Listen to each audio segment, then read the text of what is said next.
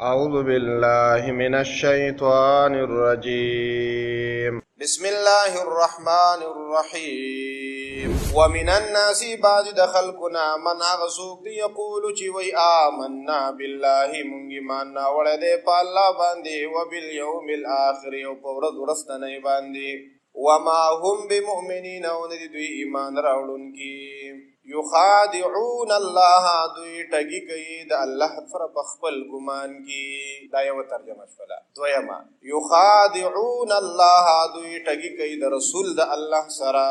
والذین آمنوا دا کسانو سره چې ایمان راوړل دي وما يخدعون دوی ټګي نشي کولای او نشي دوکه کولای الا انفسهم مگر خپل ځانونه دوکه کوي وما يشعرون دوی نه پوهیږي په انجام د دې دوکې باندې فی قلوبهم فضلون د دوی کې مرض د منافقت ده فزادهم الله نو سیوا دي کی الله تعالی د دوی دا مرض د منافقتو دا خیری دی ها فزادهم الله او دا پهلی ماضی د خیرو د پار راځي فزادهم الله نو سیوا دی کی الله تعالی مرزن د دوی دا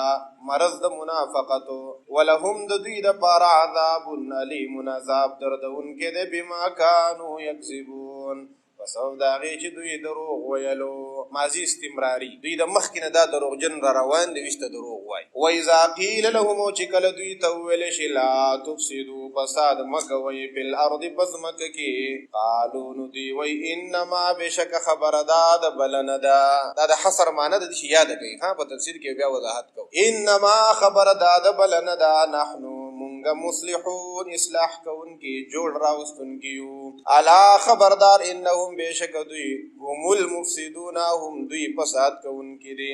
ولکن لا يشعرون لیکن دوی نه پوهیږي په انجام د خپل فساد باندې و اذا قيل لهم او چې کله ویل شي دوی ته امنو ایمان راوړی کما امن الناس لک څنګه نور خلقو ایمان راوړی دي په دغه وخت کې خلق سوقو صحابه کرام او رضوان الله تعالی علیهم اجمعین دوی ته ویل چې تاسو د صحابه په شان کې خالص ایمان راوړی او دورنګي پرېږدئ قالو نو دی منافقین دا منافقان وای انؤمن ایم ایمان راوړو کما امن سبحاو لکه سرنګ چې ایمان راوړل دی به وقفو الا خبردار انهم بشک دوی دا منافقان هم سبحاو هم دوی به وقف دي ولكن لا يعلمون لیکن دوی په د خپل بیوقوفی نه پوهیږي و اذا لقوا الذين وكلچ ناګهانه دا منافقان میلاو شي الذين امنوا دا کسان سره چې ایمان راوړل دي قالو دا منافقان وای دي مسلمانانو ته آمنا مونږ ایمان راوړل دي و اذا خلو چې کله دا منافقان ځان لشي جدا شي لا شیاطین د خپل شیطانانو ملګرو مشرانو سره قالو دا منافقان د خپل شیطانانو ملګرو ته وای ان بشک مونږه معکم استاسو ملګری استاسو سره یو نچاغوی ورته و چې ته زما ملګری نو تا خو ابو الذما د مسلمان سره لیدلې ناس خبرې دي وسره کولې د دې داغه په جواب کې بیا سوې دا منافقان د خپل شیطانانو ملګرو ته وای انما بشک خبره داده بلنه د نحنو مونږه مستهزئون پیشاړ یو خندا کوونکی په مسلمانانو پوری مونږه وای ته اسین ځان ښکارا کوو چې مونږ مسلمانان نور خو ته پته د پټ ستا ملګری یم الله تعالی یستهزئ بهم سزا د پیشاړو د ټوکو بورګید بهم دی منافقانو ته ويمدهم او د الله تعالی مهلت ورکي دوی ته فی طغیانهم د دوی په سرکشو کې یا مهون دا منافقان حیران ګرځي په خپل سرکشو کې اولئک الذین دا منافقان هغه کسان دي اشتروا الضلاله چې وای غفتل گمراهی بالهدى په هدایت باندې هدایت اسلام پرې خو دو کو پرې فما ربحت تجارتهم نو هیڅ ګټه ونکړه تجارت د دوی فائدہ ونکړه تجارت د دوی وما كانوا مهتدين او ندی دوی په سم لار باندې روانو مثلهم حالت د دې منافقانو کمثل الذی پشان د حالت د هغه کس ده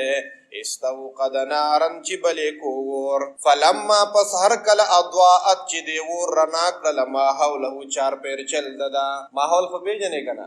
ماحول ولې کېږي چار چا پیر چې ستا څنګه یو طرف بل طرف سلور طرفونه ستا ماحول ده ماحول چې کوم ستانه چا پیر ده په انګریزي کې دې ته انوایرنمنت وای او موږ ته پښتو کې چار پیر چل وای او په عربی کې ورته ماحول وایي. دا بېله خبره چې موږ په پښتو کې ورته ماحول وایو، خو دا ماحول د عربی لفظ دی. نو دا اور راولګېدو او د ده ماحول یې رڼا، یو طرف ته هم رڼا شوه، مخې ته رڼا شوه، وروسته رڼا شوه، ښی طرف ته رڼا شوه، ګس طرف ته رڼا شوله. ده پکې هر څه ولیدله چې دغه پلان کې دی، دغه پلان کې دی، او ناګهانه تیاره شوه. ذهب الله وبوتله الله تعالی بنورهم د دوی دا رڼا وترکهم او دوی پرېښود فی ظلمات په تکو تورو تیرو کې لا یبصرون چې دوی پکې هېڅ نه ویني.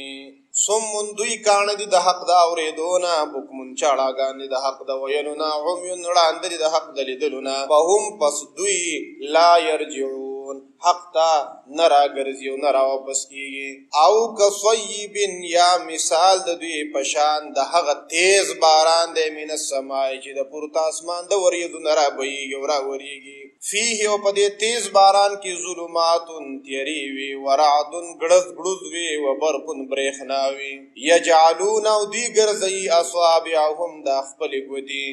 ننباسي دوی خپلې ګوتې فی آذانهم په خپلو غوږونو کې من الصواعق د وجې د یرې د تندر نه، حذر الموت د وجې د یرې د مرګ نه.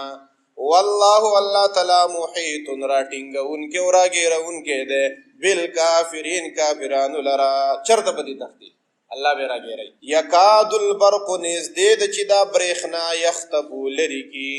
وتختی ابصارهم د دوی د سترګو طاقتو ړندی کی. کلما هرز الاضاء چې رڼا کې لهم دوی ته مشو نو دی روان شي په هغې کې. و اذا اظلم او چې کله تیاره کې علیهم دوی ته قامو نو دوی په دې تیاره کې ودرېږي.